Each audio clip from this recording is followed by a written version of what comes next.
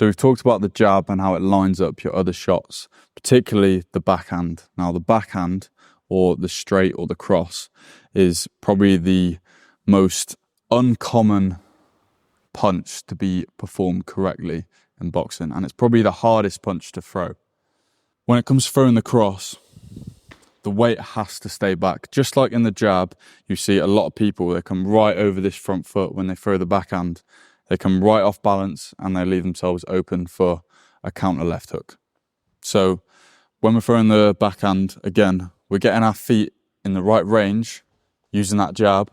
And then once we're in the right range, we keep the weight back throughout the duration of the punch and we're just whipping it out like so. Obviously this left hand is going to be here, it's going to be high. So I'm covered when I'm throwing the punch.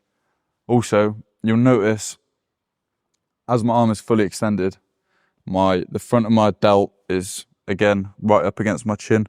My chin's tucked underneath and that defends me from shots coming from this side. My arm's fully extended and again my wrist is kinked and that allows me to land right on the knuckles.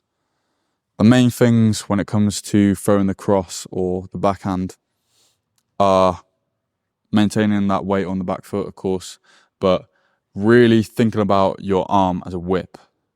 The more you can think of it as a whip and the more relaxed you can keep it, then the better and more effective it will be. The faster it will get there, the harder it will be for your opponent to be able to see it coming and the more damage it will do. So as it lands on impact, then your arm stiffens up. But before, your hand needs to be like pretty much open, nice and relaxed like this. Your elbow's just sat on your stomach like so. And it just comes out from there. It doesn't drop and then come out. It doesn't go down as you jab and then come out. That's the common mistake you'll see. It goes straight from the chin, straight to landing, and then straight back to the chin. You notice my weight is staying on the back foot. I'm pivoting on the back. I'm staying on the balls of my feet as well. I'm not coming over onto my toe. When it comes to the back foot, I know someone's weight distribution is wrong when they're throwing the backhand because they come onto their toe. When they come onto their toe, that tells me that all their weight is on the front foot.